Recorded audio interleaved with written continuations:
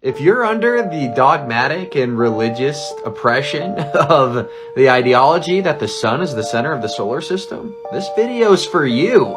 Let's read a Edwin Hubble quote talking about this. Read the whole quote if you'd like to. We're going to skip down to right around here. Such a condition would imply that we occupy a unique position in the universe, analogous, in a sense, to the ancient conception of a central Earth. The hypothesis cannot be disproved, but it is unwelcome and would be accepted only as a last resort in order to save the phenomena. Here's another quote, which none of these are really seeming like actual science. It seems like they just have a philosophical bias because they hate God. I don't know. The struggle so violent in the early days of science between the views of Ptolemy and Copernicus would then be quite meaningless. Either coordinate system could be used with equal justification. The two sentences, the sun is at rest and the earth moves, or the sun moves and the earth is at rest, would simply mean two different conventions concerning two different coordinate systems. And finally, shout out George F.R. Ellis, basically saying the exact same thing. People need to be aware that there is a range of models that could explain the observations. For instance, I can construct for you a spherically symmetrical universe with Earth at its center, and you cannot disprove it based on observations. You can only exclude it on philosophical grounds. In my view, there is absolutely nothing wrong with that. What I want to bring into the open is the fact that we are using philosophical criteria in choosing our models. A lot of cosmology tries to hide that. These scientists, pseudoscientists, physicists, and all of the like, all do not like the idea of a central Earth with everything else revolving around us, which is what the default position is when you go out and observe the Earth from a terrestrial position. Every observation, even the cosmic microwave background, suggests that we are at the center of all creation. This is my new account here. This is Polaris, sitting in the exact same spot for thousands of years, while we're supposed to be going 4.9 billion miles in a singular year. This is my new account, guys. Share this video. What's up, my buds? I have breaking news.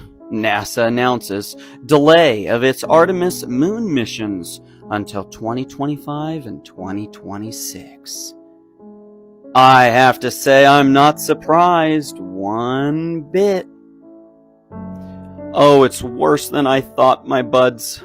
NASA announced Tuesday it is delaying its first crewed missions to the moon in decades, delaying a moon flyby until September 2025. Oh, the sorrow!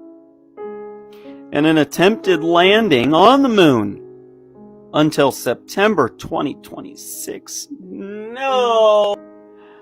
To safely carry out these missions, agency leaders are adjusting the schedules for Artemis 2 and Artemis 3 to allow teams to work through challenges associated with first-time developments, operations, and integrations, NASA said in a release. Well, thank you, NASA. Thank you. We appreciate your concern for safety. Ladies and gentlemen, if you're upset by this information, you really ought to look into Flat Earth, because it makes a lot of sense why these would be delayed and why they're delayed so often. And don't let the heretics or zealots tell you it's because of safety. They had problems with components and they needed to make sure that it was operational and functional, and there was no problems with it. Yes, we get it, but we're just tired of the coincidences. When are we going to get another fake moon landing so we can analyze the videos and the data, and they'll tell us it's CGI because it has to be? I, for one, can't wait until they go back to the moon. I'm sorry, I'm the one who had to break the bad news to you guys about the Artemis mission. I know some of you are so excited. Stay flat, my buds. He highlighted the presence of wires, harnesses, green screens, and virtual reality elements, all of which have been detected to create the illusion of weightlessness. He recounted the instances of astronauts fading in and out of the screen, glitches with the green screens, interactions with objects that seemingly weren't there, and even astronauts appearing seemingly out of thin air. These peculiar occurrences led Justin to question the authenticity of the footage. Furthermore, he revealed additional perplexing instances during spacewalks outside the ISS. So many times during spacewalks outside the International Space Station, you can see air bubbles rising up. Can you touch on how there are air bubbles in space? Can you be more specific? Air bubbles? So yeah, like a lot of times during the footage, the NASA footage, you can see bubbles coming up out of the helmets or kind of from underneath you. How do you explain bubbles in space? Yeah, I'm not sure exactly what you're talking about. Does anyone actually believe that Nixon made a phone call to the moon, which is supposedly 265,000 miles away? Yet we can't even get reception from an airplane that is just a couple of miles up? And have you ever thought, if they were the first ones on the moon, who was filming their landing? If you seriously believe this, you really got issues.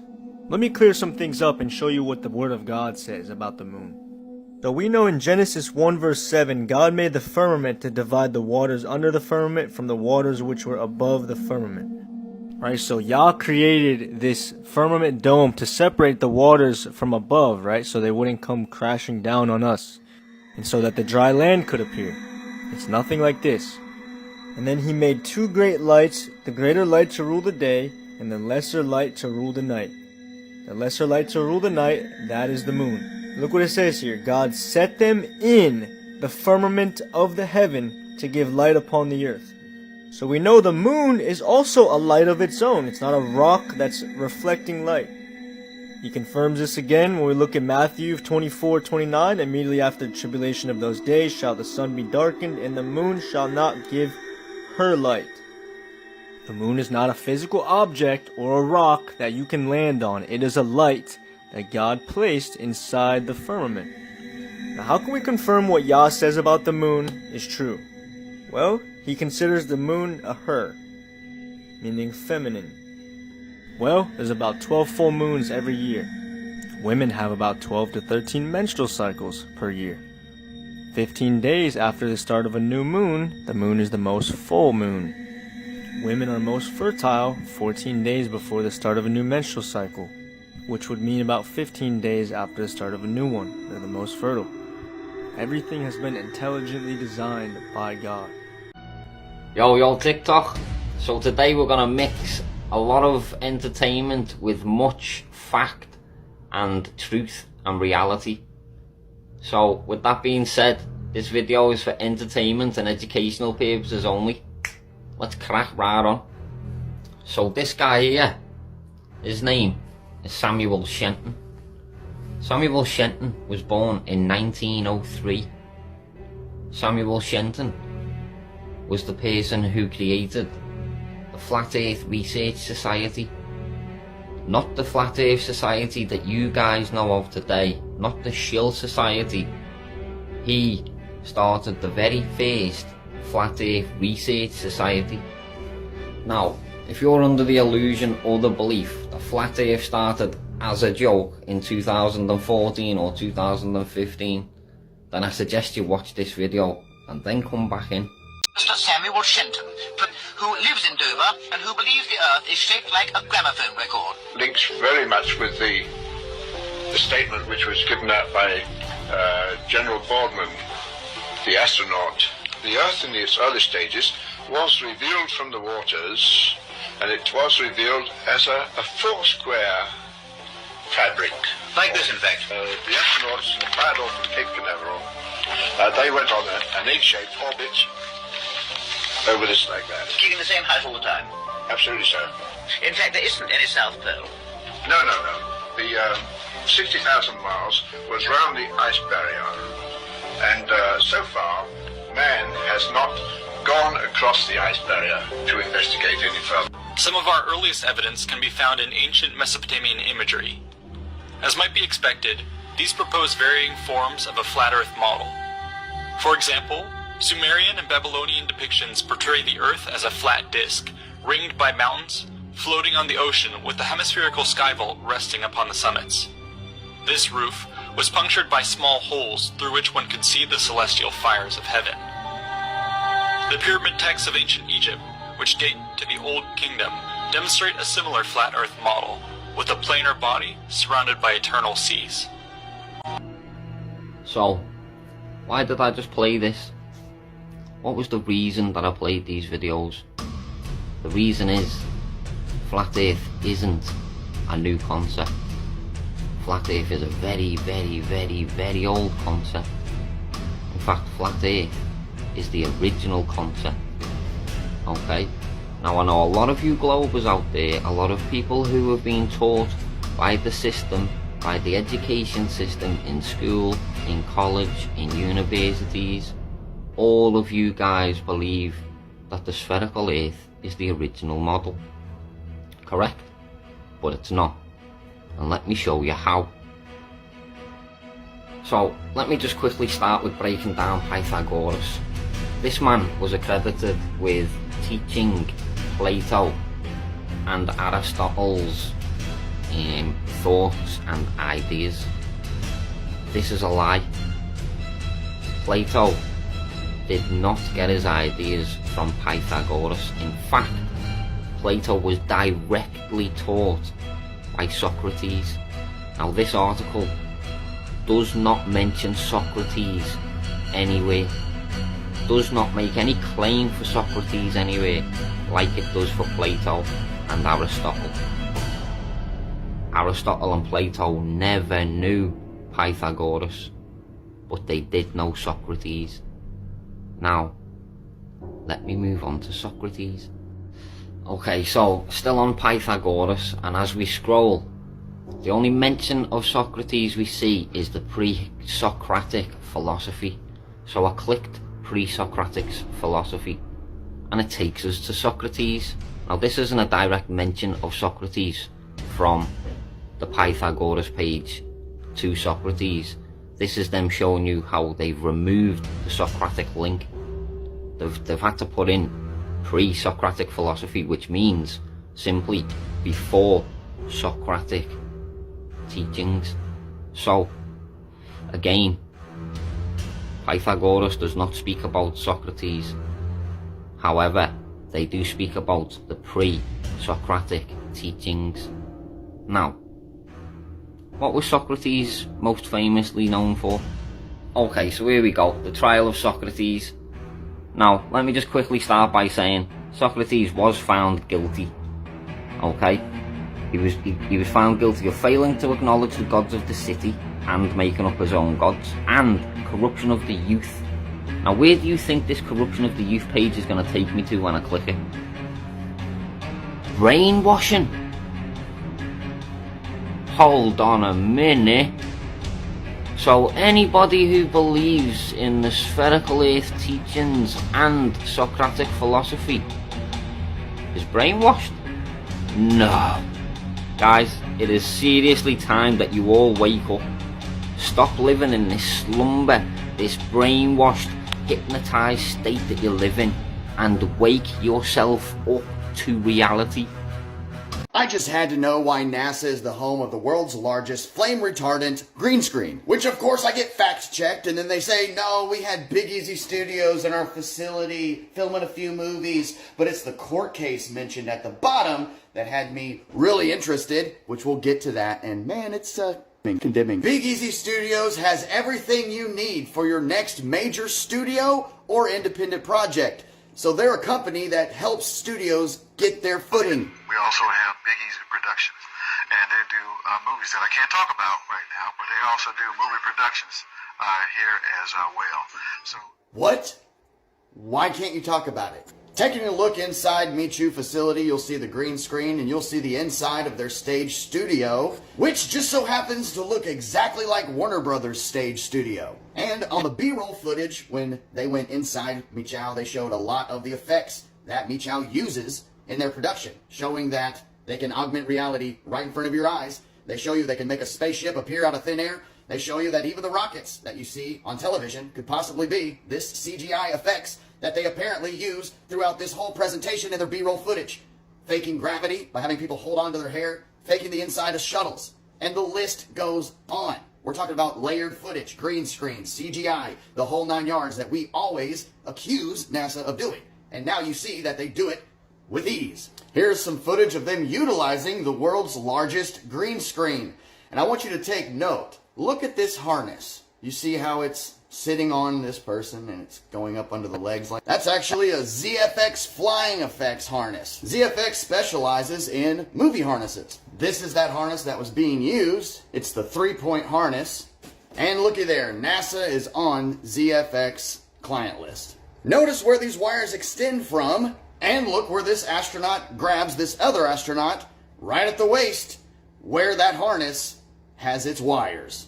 This is their background picture on Facebook, and take a good look at this. Look familiar? Now pretend you're standing about right here. You'll realize that it's Big Easy Studios. So what came first, Big Easy Studios or NASA? How about size? How does it compare size-wise?